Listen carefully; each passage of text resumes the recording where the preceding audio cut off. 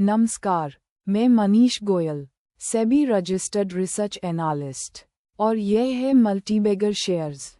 आज हम भारत के शेयर बाजार के इतिहास की एक सबसे बड़ी वेल्थ क्रिएशन कहानी पढ़ेंगे। बजाज फाइनेंस की ट्रांसफॉर्मेशन, कैसे एक साधारण टू व्हीलर लेंडर भारत की सबसे मूल्यवान नॉन बैंक लेंडिंग कंपनी बनी, और हर भारतीय निवेशक को इससे क्या स्थायी वैल्यू इन्वेस्टिंग सबक सीखने चाहिए। 2006 में बजाज फाइनेंस एक बोरिंग कंपनी थी। ये बजाज ऑटो की कैप्टिव फाइनेंस सब्सिडियरी थी। स्कूटर और मोटरसाइकिल खरीदने वाले ग्राहकों को लोन देती थी। बस इतना ही। 20 साल से यही कर रही थी। अधिकांश निवेशकों ने इसका नाम भी नहीं सुना था। फिर 2007 में 37 साल के राजीव जैन सीईओ बनकर आए।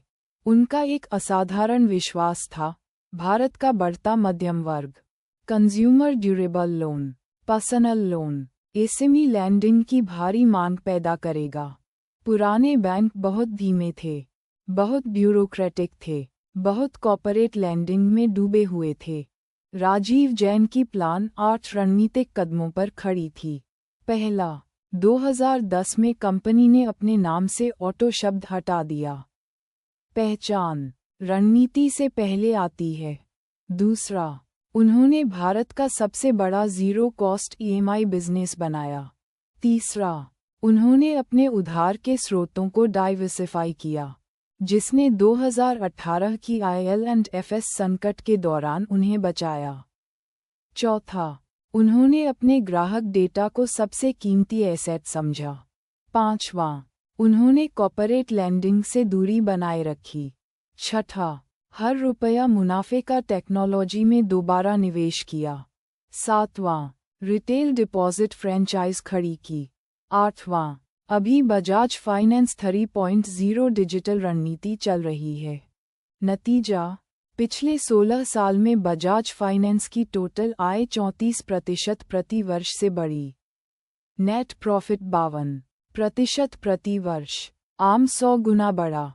FY25 के अंत तक 4,17,000 करोड़ रुपये। शेयर की कीमत में, अगर आपने 2006 में 10,000 रुपये लगाए होते, तो आज वह लगभग 3,23,000 रुपये होते, यानी 32 गुना। ये सच है कि बजाज फाइनेंस कई साल तक उचित मूल्य पर उपलब्ध थी। फिर भी रिटेल निवेशकों ने इसे नज़रअंदाज किया। क्यों? क्योंकि वे वीकली निफ्टी ऑप्शन में पैसे डुबो रहे थे, पेनी स्टॉक में टिप्स ढूंढ रहे थे, व्हाट्सएप ग्रुप में ऑपरेटर स्टॉक पूछ रहे थे। सेबी की अपनी रिपोर्ट कहती है, 10 में से 9 एफ&ओ ट्रेडर नुकसान में हैं। 9 में से 10 एफ&ओ ट्रेडिंग असल में जुआ है। अब इसी नज़रिए से टाइटन बायोटेक को देखिए। आज 5,24,717 पर 432 रुपये पर बंद हुआ। Market cap 1,783 crore. Promoter holding 48 से 55.87% तक बढ़ी। जीरो प्लेजिंग, कर्ज लगभग खत्म। ऑपरेटिंग मार्जिन 10 से 19% तक डबल हुआ। रोस 16.9%, रो 15%। ये खरीदने की सलाह नहीं है, ये पैटर्न पहचान है। बजाज फाइनेंस जो संरचनात्मक तत्व बनाते थे, वही टाइटन बायोटेक के फाइनेंशियल में आज दिख रहे हैं।